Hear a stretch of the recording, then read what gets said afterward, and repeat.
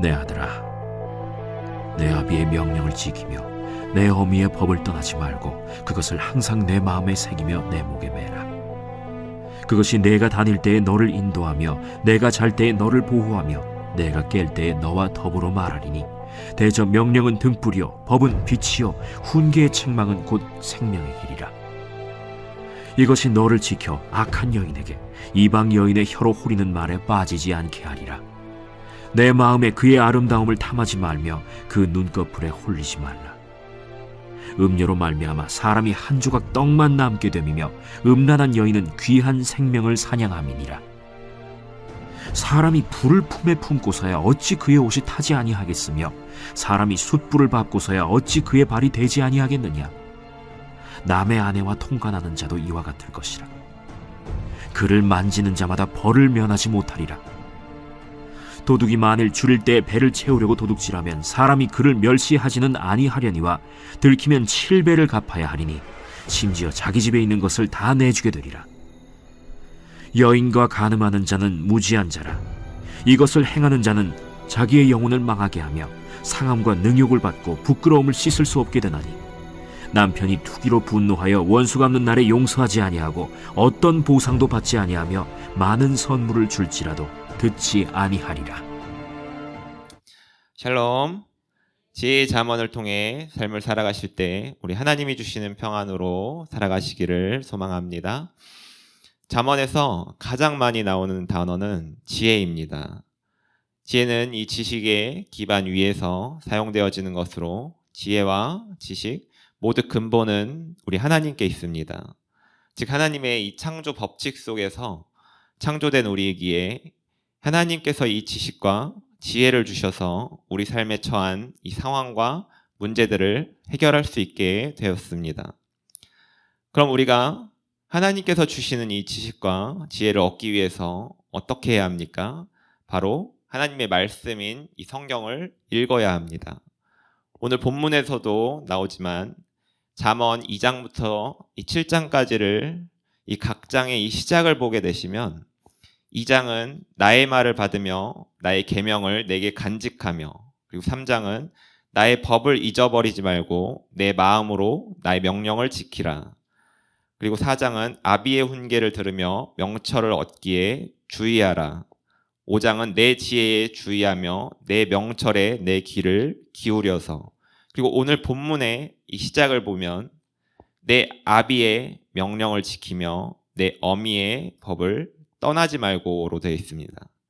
이 계속해서 하나님의 말씀을 간직하고 지키고 듣고 귀를 기울이고 또 떠나지 말고와 같은 표현으로 이 반복되어 있음을 우리는 확인할 수가 있습니다.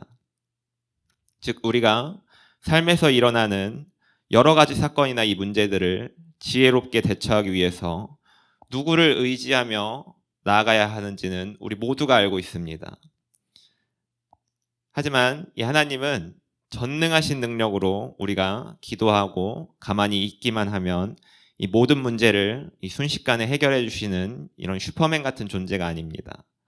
물론 그런 능력을 가지고 계시긴 하지만 내가 겪고 있는 이 상황의 해결은 하나님의 인도하심 속에서 내가 지혜롭게 대처해야 한다는 것입니다. 이 순간순간 하나님의 인도하심을 느끼면서 그 안에 하나님의 지혜가 떠올라서 떠오른 생각대로 순종하게 되는 것, 이것이 바로 우리가 해야 할 역할입니다. 하지만 하나님께서 아무리 생각을 주셔도 아니야, 기도만 하면 되겠지, 나는 하나님만 믿어, 나는 하나님만 의지할 거야, 이렇게 믿음이 좋아 보이는 척하지만 실제로는 하나님께서 주시는 말씀에 이 순종할 만한 믿음이 없는 것입니다. 이런 상황을 잘 드러내주는 이야기가 있습니다.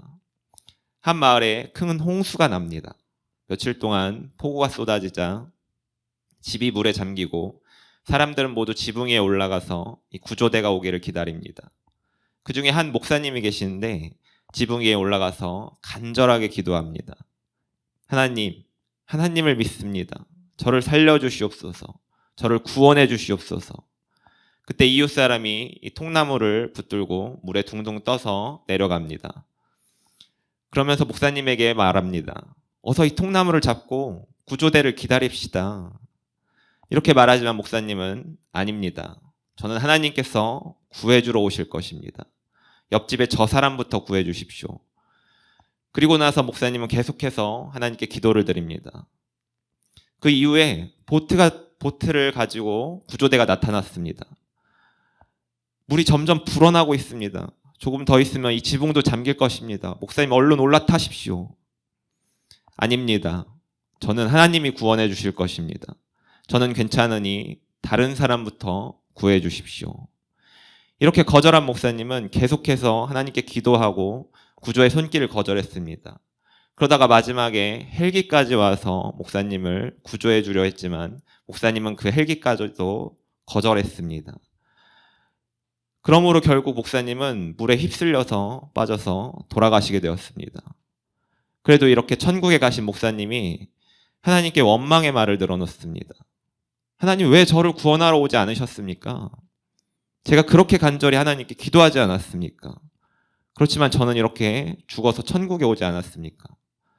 그러자 하나님은 내가 너에게 통나무도 보내고 보트도 보내고 헬기도 보냈지만 너는 왜 내가 이렇게 보낸 손길들을 붙잡지 않는 것이냐?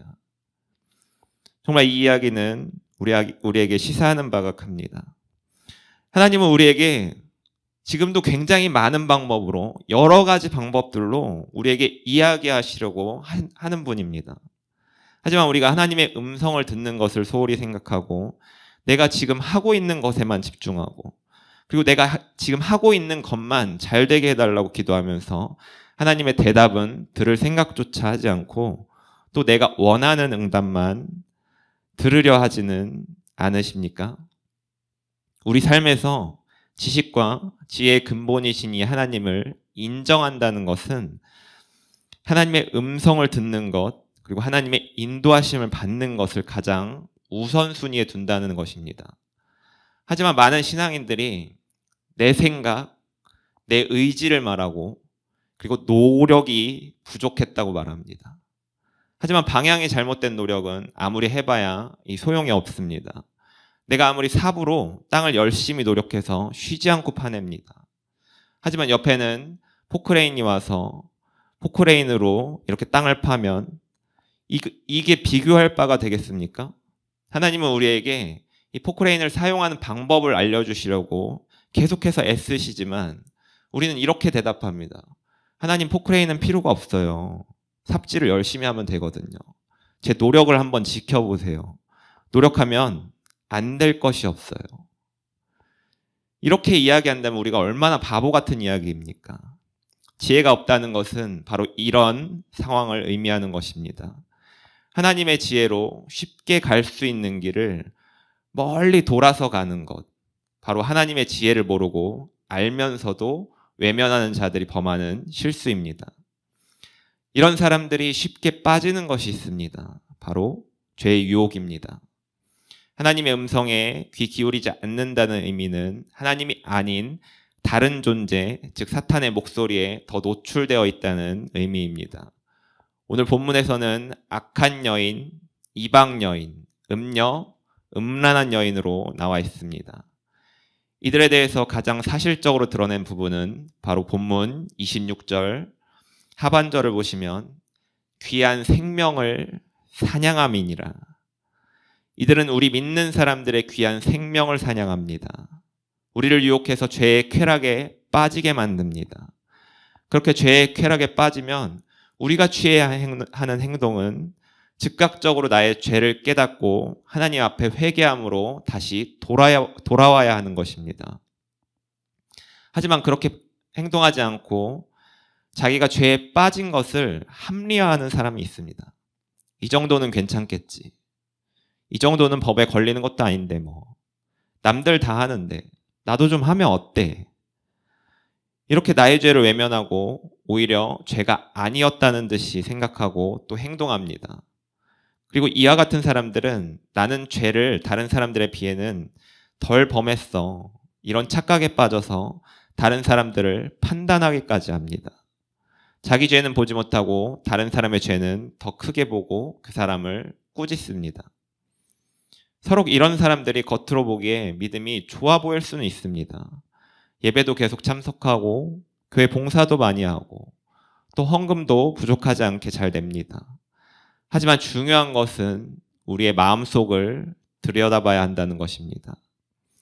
예수님은 마태복음 5장 28절에 음욕을 품고 여자를 보는 자마다 마음에 이미 간음하였느니라.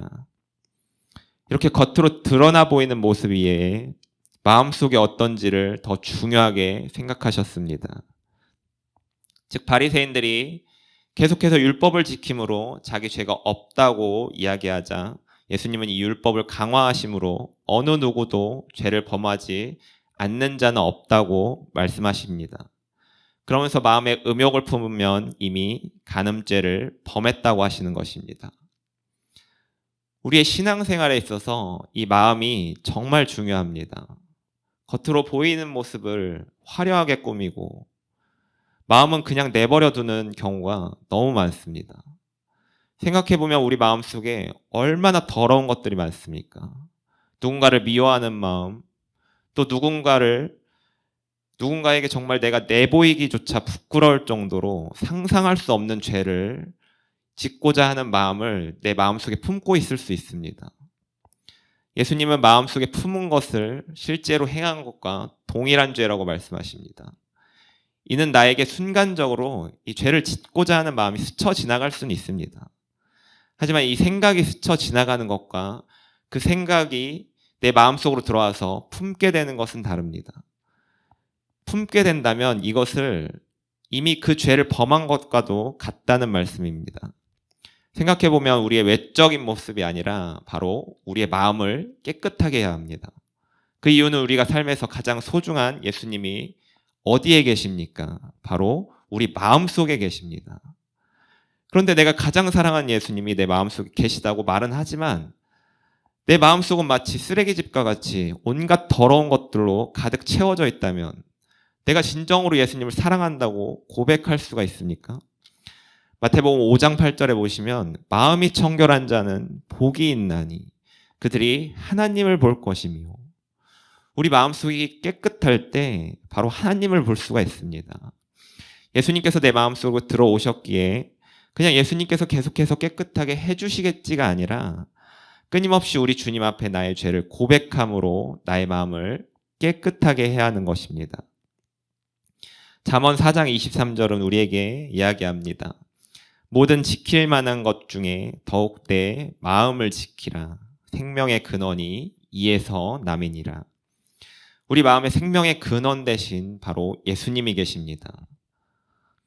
하지만 내 마음속에 예수님이 기뻐하지 않는 마음을 계속해서 품는다면 내 안에 생명의 근원이 흘러나오지 못합니다.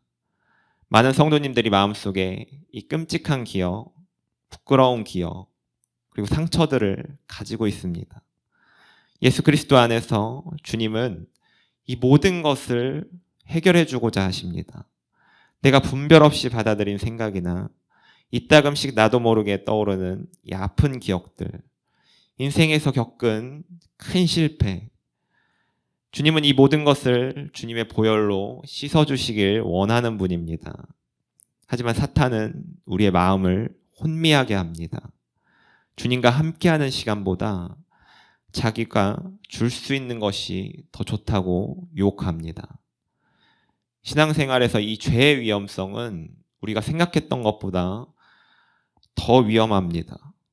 죄는 우리에게 즉각적이고 순간적인 쾌락을 가져다 줍니다. 그리고 이 죄는 처음보다 더 큰 죄를 지어야만 우리에게 자극을 줍니다. 이는 마치 마약과도 같이 처음에는 조금만 투여해도 우리에게 쾌락이 찾아오지만 이 투여 기간이 길면 길수록 이 용량을 계속해서 올려야 합니다. 죄도 이와 같습니다. 우리의 신앙생활은 끊임없는 훈련의 연속으로 이루어져 있습니다. 기도의 훈련, 이 말씀의 훈련, 그리고 우리 성품의 훈련 등 이와 같은 훈련은 하루아침에 이루어지지 않습니다. 많은 시간 하나님과 깊은 교제의 시간을 통해 나의 모든 모난 부분을 깎아내고 내 안에 있는 이 하나님의 형상을 회복하는 것입니다.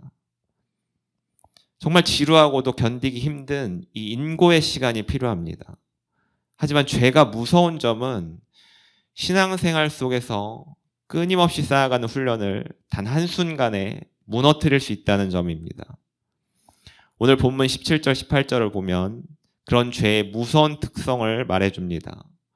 사람이 불을 품고서야 어찌 그 옷이 타지 않겠으며 사람이 숯불을 밟고서야 어찌 그의 발이 되지 아니하겠느냐. 죄를 마음속에 품는 순간 죄는 우리를 불태웁니다. 사랑하는 성도님들, 하지만 우리에게는 죄를 이길 수 있는 방법이 있습니다. 바로 예수님께서 말씀으로 사탄을 물리치셨듯 우리 안에 말씀의 검이 있다면 죄가 내 마음속으로 들어오려고 할 때 싸울 수 있고 이겨낼 수 있습니다. 저는 우리 성도님들의 이 마음속에 죄가 들어오려고 할 때 이 말씀의 검을 잘 갈고 닦아서 이 죄를 충분히 이겨내게 되시기를 소망합니다. 그러므로 마음속에 하나님께서 주시는 지혜를 채우며 세상을 하나님의 눈으로 바라보고 또 해석할 수 있는 지혜의 사람으로 살아가시기를 축복합니다. 기도하겠습니다. 하나님께서 나에게 지혜를 허락하시니 감사합니다. 나에게 하나님의 말씀을 들을 귀를 열게 하시니 감사합니다. 나로 깨닫게 하시며 말씀의 검을 통해 내 마음속으로 들어오려고 하는 죄와 싸워 이기게 하옵소서. 그러므로 이제 하나님의 지혜로 세상을 살아가게 하여 주시옵소서. 예수님의 이름으로 기도합니다. 아멘.